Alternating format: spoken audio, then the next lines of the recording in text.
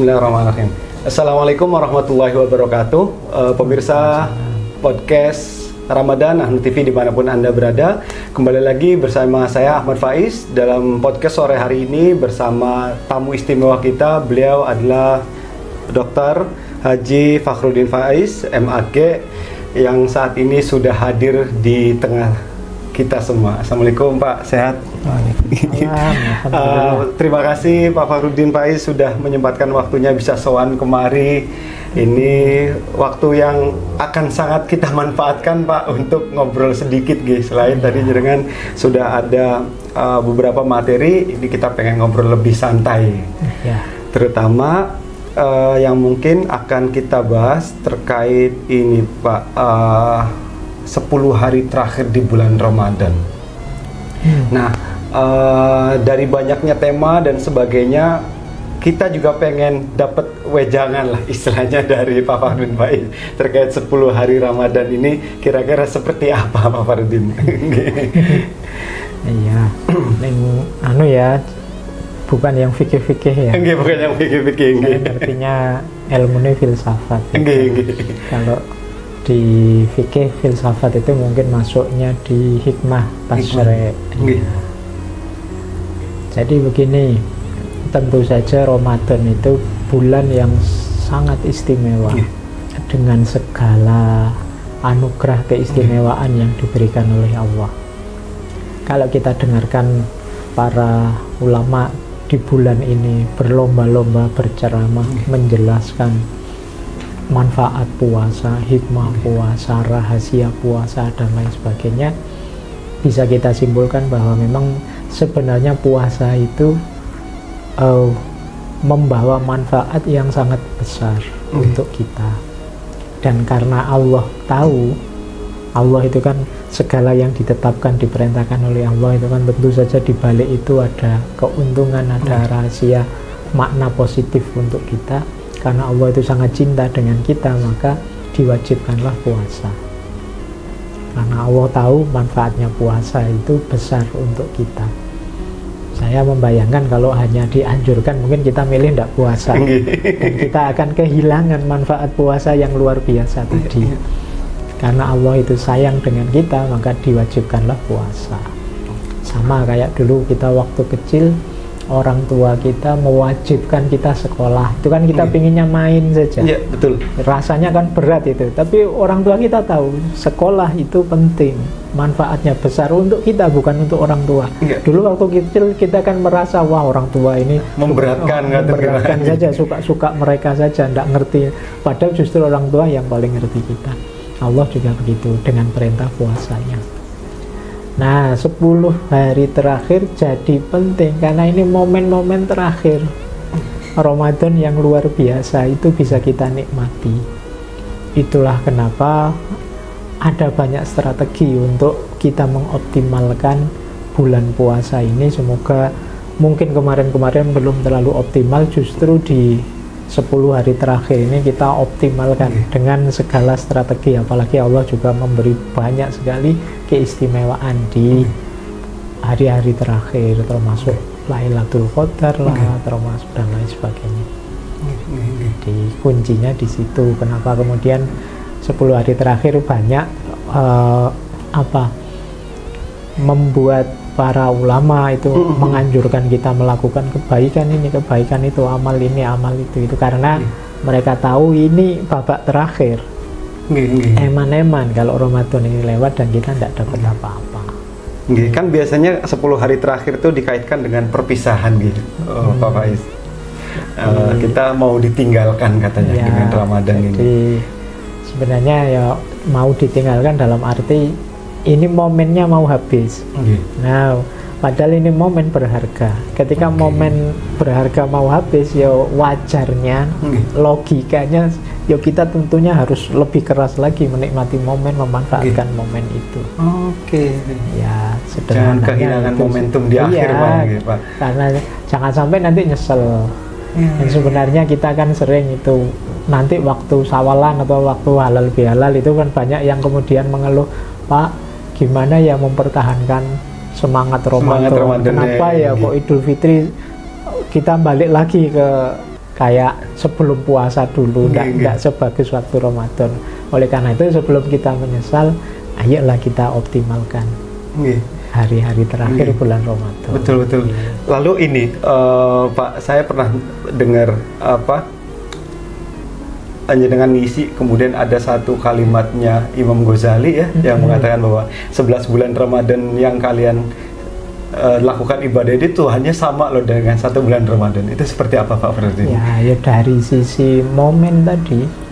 Jadi dari sisi keistimewaan yang diberikan oleh Allah pada bulan Ramadan, kan kita sering bilang dalam 1 minggu hari paling istimewa hari Jumat, ya kan? Dalam 1 tahun bulan paling istimewa ya bulan Ramadan itu, karena dengan segala kemuliaan yang diberikan oleh Allah. Mungkin adakah kiat-kiat khusus Pak Farudin Faiz, atau apa sih amalan yang sebaiknya kita lakukan misalnya di 10 penghujung bulan Ramadan ini Pak? Kalau yang amal-amal lahiriah, ibadah-ibadah seperti sholat, seperti ngaji dan lain sebagainya, ya insya Allah para pemirsa sudah tahu lah ya. Tinggal diistiqomai, kemudian lebih diseriusi biar tidak formalitas saja. Kalau saya juga perlu ditambahkan, ini kan hubungannya dengan levelingnya orang puasa. Iya, betul. Kalau Imam Ghazali menyebut puasa itu ada puasanya orang awam, puasanya orang khawas, dan ada khawasul khawas. Saya tidak tahu para pemirsa ini ada di mana. Ada pentingnya bulan Ramadan ini, di akhir-akhir coba kita tengok diri kita. Sudah seperti apa kalau istilahnya Imam Ghazali, riyadhah kita di bulan Ramadan. Transformasi diri kita sudah sejauh apa? Kita berubah lebih baik seperti apa? Nah, ini harus kita cek, karena jangan sampai kita hanya dapat lelahnya saja. Kan itu ada hadisnya Nabi, itu banyak orang puasa yang laisalahu min siyamihi ilal ju' wal atos, nggak dapat apa-apa sih kecuali ya lapar sama haus, cuma berat badannya turun itu atau jangan-jangan malah naik, mangannya enak-enak terus di bulan Ramadan ini. Nah ayo ya kita cek, mungkin kita muhasabahi diri kita, 1 Ramadan ini saya sudah latihan apa, istilah riyadhah. Kan ada yang bilang bahwa Ramadan itu madrasah rohani. Kalau itu madrasah kan kita lulus enggak ini kira-kira gitu. Nah lulus tidaknya kan ini tadi, kita naik kelas dari awam ke khawas, atau siapa tahu kita bisa khawasul khawas. Ini mungkin di akhir-akhir ini penting ya. Jadi selain kita genjot ngajinya, genjot sholat malamnya, genjot zikir wirid ini, coba kita sisihkan waktu untuk muhasabah. Mumpung masih ada waktu, mungkin ya seandainya ini latihan, detik-detik terakhir siapa tahu hari-hari terakhir ada remedi, terus kita ayo digenjot lah biar jadi lebih sabar, lebih gitu loh. Itu kalau saya penting momen ini, karena saya membayangkan ya, dengan luar biasanya hikmahnya puasa itu. Bayangkan kalau setiap tahun, setiap kali puasa kita bertransformasi jadi lebih baik. Jadi lebih baik. Itu karena berarti tiap tahun kita tambah baik, tambah baik. Ya kan, seumur saya ini mungkin sudah puluhan tahun puasa, harusnya sudah luar biasa baik sudah. Betul. Cuma kan tidak begitu. Nah, itu kan berarti perlu kita muhasabah ya, apa kurangnya ya. Puasa bulan ini saya kurang apa? Perjuangan membentuk diri yang lebih baik, apa yang berhasil, apa yang susah, atau jangan-jangan tidak perhatian sama sekali dengan aspek batin kita. Jadi secara aktualisasi, kalau seharusnya kita melihat bahwa puasa itu jadi lebih baik setelah bertahun-tahun, mungkin harusnya jadi wali semua orang itu ya. Harusnya kita sudah unggul semua, sudah kualitas spiritualnya tinggi semua. Cuma kan itu tadi, banyak yang puasanya tidak naik kelas puasanya, tapi ya sah sih, sudah dapat banyak, sudah dapat pahala macam-macam, tapi kan aspek riyadhahnya, aspek madrasah itu nafasnya, itu yang madrasah rohaninya itu yang mungkin perlu lebih kita perhatikan lagi. Nah mungkin satu lagi dok, di akhir bulan Ramadan ini juga jadi momentum terkait beberapa yang ranahnya ke sosial. Mungkin dalam hal ini ada zakat dan sebagainya. Apakah itu sebagai puncak dari suatu ibadah pada akhirnya dok? Oke, jadi ini saya jawab agak filosofis enggak boleh ya? Itu yang saya cari sebetulnya. Ketimbang tanya ini tadi apa namanya kiat-kiat apa nggih. Ya, kalian harus ngerti lah kiat-kiat Lailatul Qadar. Ciri-ciri malam Lailatul Qadar kan sudah paham lah. Jadi begini. Jadi puncak capaian seorang manusia ini saya ambil dari filosof Pakistan namanya Muhammad Iqbal. Jadi puncak perjalanan spiritual kita itu sebenarnya tidak sekedar kita dekat dengan Allah. Ini istilahnya Iqbal, kesadaran mistik atau kesadaran sufistik. Para sufi itu kan ingin lebih dekat terus dengan Allah, sampai ada yang bilang sampai bersatu lah, ada yang bilang sampai kasaf dan lain sebagainya. Ini targetnya para sufi yang kadang-kadang berhenti di situ, kata Muhammad Iqbal. Setelah dekat dengan Allah selesai. Kata Muhammad Iqbal, teladan terbaik itu dari para nabi, khususnya Rasulullah Nabi Muhammad. Setelah melakukan ibadah, amal baik, suluk, perjalanan sampai dekat dengan Allah, Rasulullah bahkan sampai Mi'raj berhadapan-hadapan dengan Allah, tapi kan tidak berhenti di situ. Rasulullah masih balik lagi. Demi apa? Demi umatnya. Untuk berbagi kebaikan, berbagi cahaya, berbagi capaian. Ini istilahnya Iqbal namanya kesadaran profetik. Nah, puasa dengan kesadaran profetik itu ya dilengkapi dengan zakat, bahwa tidak sekedar cukup kita sukses di puasa kita dekat dengan Allah, memperoleh ridhonya, ketemu banyak hikmah puasa, tapi juga kita berbagi kebaikan. Kita memperhatikan juga saudara-saudara kita, orang-orang di sekeliling kita, antara lain dengan zakat. Jadi tidak egois, sukses sendiri, dekat dengan Allah sendiri, terus tidak peduli dengan umatnya, tidak peduli dengan masyarakatnya, tapi kembali lagi sebagaimana para nabi untuk berbagi, untuk mengajak pada kebaikan dan lain sebagainya, termasuk kemudian disyariatkan zakat, apakah itu fitrah atau zakat mal, dalam rangka ya berbagi tadi. Kita punya kesadaran profetik.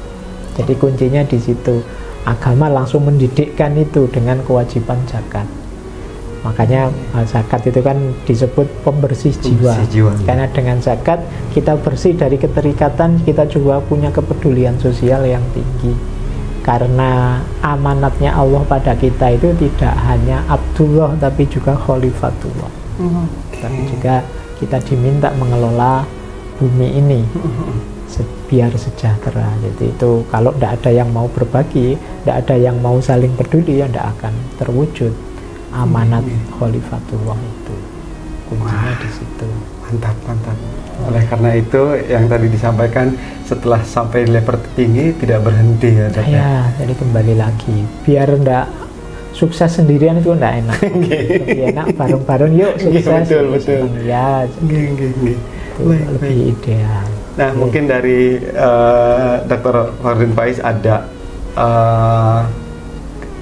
mungkin saran atau himbauan tersendiri nggak yang bisa disampaikan ke teman-teman atau pemirsa Nahnu TV, terutama mungkin dari sisi ini ya, ya kita berbicara tentang filsafatnya yang banyaknya beliau. Boleh, silakan. Kalau saya sih ada satu aktivitas seperti saya bilang tadi ya, di akhir Ramadan ini, yaitu muhasabah. Berpikir kayak filsafat itu, tapi berpikir tentang diri kita. Coba kita hitung, kita renungi diri kita. Sudahkah kita menjalankan ideal-ideal yang kita peroleh, segala macam ilmu di bulan Ramadan ini sudah belum kita implementasikan? Seperti di awal tadi, puasa kita kualitasnya sudah seperti apa? Kita masih kurang di titik mana saja? Di mana saja yang harus kita optimalkan? Bila perlu dicatat. Mungkin Ramadan tahun depan lagi ini jadi bahan refleksi, bahan pelajaran kita. Ramadan tahun ini saya harus meningkat di sini, meningkat di sini. Kalau tahun lalu saya masih kurang di sini, tahun ini saatnya menutupi kekurangan itu. Jadi kita akhiri Ramadan ini dengan memuhasabai diri kita, memuhasabai segala amal ibadah kita bulan Ramadan. Kenapa kok tahun lalu bisa khatam 3 kali, sekarang sekali saja mati-matian. Nah, itu coba kita introspeksi, salahnya di mana, kurangnya saya di mana, dan lain sebagainya. Ya, karena dengan muhasabah itulah nanti kita bisa merancang strategi memperbaiki diri. Ya. Baik, Pak Farudin Pais, matur nuwun sudah menyempatkan waktunya. Sekali lagi pemirsa Nahnu TV dimanapun Anda berada, terima kasih sudah terus menyaksikan di podcast Ramadan, dan tentunya semoga kita bisa ketemu lagi Pak Farudin Pais di tahun depan dengan pribadi yang lebih baik nih. Mungkin itu saja dari kami yang bisa kami sampaikan pada podcast Ramadan sore hari ini. Sampai ketemu lagi di sesi selanjutnya. Wassalamualaikum warahmatullahi wabarakatuh.